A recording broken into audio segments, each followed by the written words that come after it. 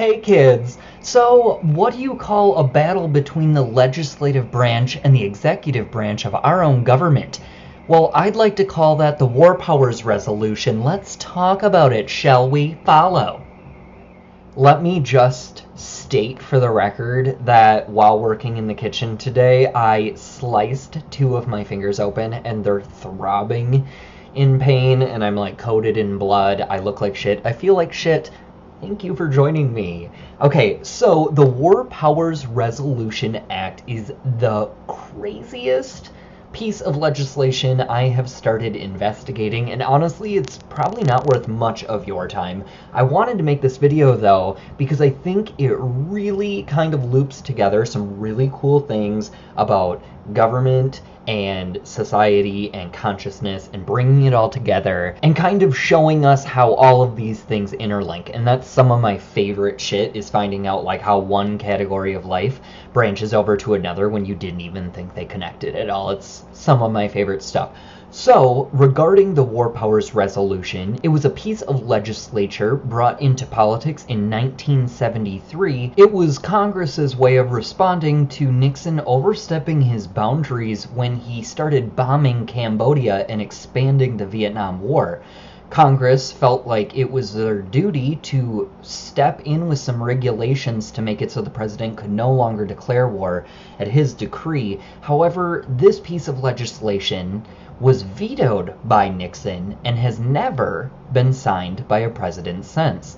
This is a piece of legislature that no sitting president has ever acknowledged or signed into law. That comes into play when you think about what are our laws doing. We have Congress battling the executive branch of government on something they do not see eye to eye with, and the weirdness comes into play when you find out the congressmen really become flip-floppers on this issue depending on if their party is in the White House. Apparently, it's big media favor to stir up the war power resolutions when a congressman is on the opposing side of politics as the sitting president.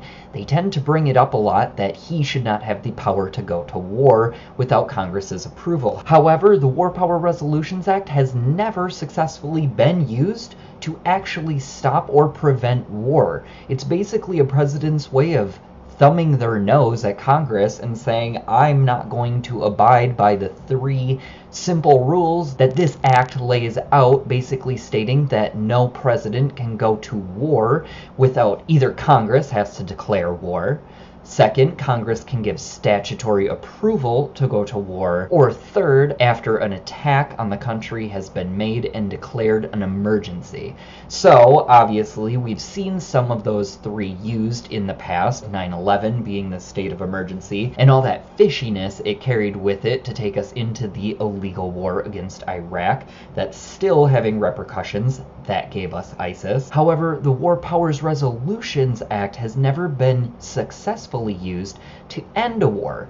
That's because there's so many loopholes around it, such as a president just not declaring war. You can have an attack or an invasion to seek democracy and help governments. All of these things, to anyone else's perspective, are obviously war. However, if not declared, Congress allows the president to get away with it. It's really weird once you start looking up this law and its past involvement in politics and realize that Congress has never successfully used this in litigation to go after a president. But now what's even weirder is that in 2016, legislation is being proposed that would basically amend the war power resolutions and give the president full reign on power to declare war with any country for any reason that he deems fit.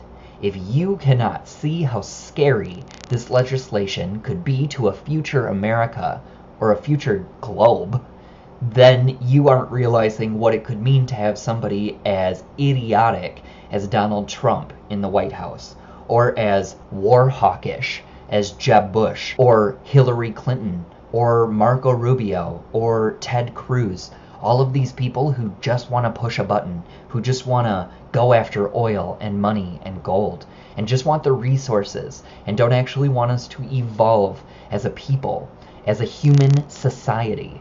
Honestly, this is our chance to really recognize what is happening with legislation behind closed doors. If this is really a piece of legislature that needs to be given thought, how come the American people aren't more involved in that process? Why is this a little playground battle between Congress and the president? And why haven't any sitting presidents been willing to sign it? Obviously, with them trying to roll through an even more relaxed version, it goes to show you that the president shows no sign of willing to cave into Congress's demands on having at least 3 provisions in which war cannot easily be accessed without one of those being met. I mean, honestly, at bare minimum, we should require a president to seek that. Another interesting little bit of fact about the War Power Resolution is that actually the last time Congress declared a war on a country was with Romania during World War II back in 1942. So it goes to show you that Congress isn't heavily involved in wanting to make a decision to go to war, or at least it appears on paper. It really makes you wonder what's going on behind the scenes. Does Congress not want us in war? Are they really being the white knights here and trying to rein in the president and get our president to be more of a thinker or a theologian rather than a fighter? Or is this just some murky, shadowy display to keep the people wondering who exactly has the power? Why exactly can the president just go to war without declaring war and Congress won't seek legal action? What's causing that? And where is the money trail? Because honestly, the people with the power on this legislation aren't the ones being talked about. Now, there have been many instances where the president has taken action on another country without seeking congressional approval and not declared war, but you can also take situations where the Korean conflict, which was actually a UN crisis, but damn well felt like an American war on Korea, never sought congressional approval. There are things like that as well. There are shady ways that the government has tippy-toed around the War Powers Resolution Act, and with the legislation of the new revised version, it would be even easier to cover up reasons for wanting to go to war or not having to declare it at all. So we really need to start talking about this issue and decide whether we think it's okay for our nation's leader to be able to declare a war on any country for any reason he sees fit without us even backing it, because his voice represents us. So if we get a person in that office who is very hungry for blood, we look that way to the rest of the world. That's how we are portrayed. Our leader is supposed to be a representation of us as a society, our feelings, and the way we want to portray ourselves to the world. If we put someone in there who's war hungry, we are not going to see results that make us a better country. We are really looking at putting ourselves into a dark age, and we know damn well that we have members of Congress and politics who cannot understand or read the Constitution, let alone read at all, making laws for us to abide by. We need to pay more attention, people. This is our future. This is going to be the law of the land for future generations. Your kids, your grandkids, will be living under the law that you create now. And if we don't shape up and figure out what the hell we're doing and why we want to give one person in the government that much control over declaring war with another country when we see what that has done to us in the past, we need to wake up. We need to start paying attention to history. We don't need to focus on history. I think more focus should be given on learning history, understanding it, having critical discussions about it, and realizing why that was a bad thing. That way, we're not doomed to repeat it.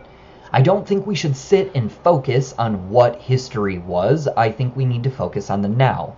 However, us knowing and being aware of what we did as a society in the past and looking at what we could have done better and a way to correct it in the present could really lead to a brighter future. When you look into the War Power Resolutions and realize that, yes, it does make it so Congress does have to either declare war, give sanctions for it, or it has to be an emergency, and that does make it a little easier of a pill to swallow, then you have to realize that those stipulations don't keep a president from putting troops on the ground in other countries.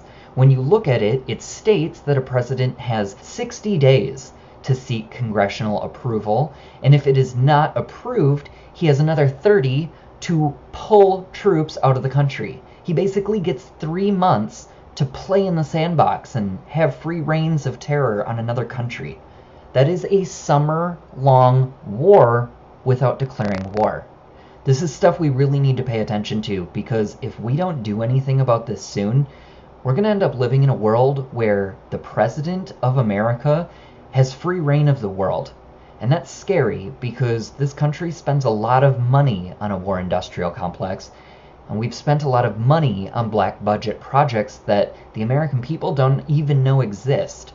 So you may think you know what the next war on might be. However, it might be a war on humanity. It's scary to think what could be in our future. However, the more we talk about this, the more we are knowledgeable on these topics, and the more we do discuss what's going on in current politics, look for the lights at the end of the tunnel, if you will, such as Bernie Sanders. I really do feel, like I've said before, that he is the only man not in the pocket of big business. I think he will give us a presidency that is not owned by corporations, and I think we will start to see a more relaxed, law-abiding president who isn't a war hawk who loves to fearmonger. What a world it might be to live in when America is peaceful and not full of injustice and fear and hate. What if we projected love? What if we were a first world country that ran on love? What if we all cared about each other? God, when you really start to think about it, it almost makes us sound like we could become a land of the free and maybe a home of the brave. Huh. Weird. Sounds so familiar, and yet it would be so new. Anyway, take some time to digest.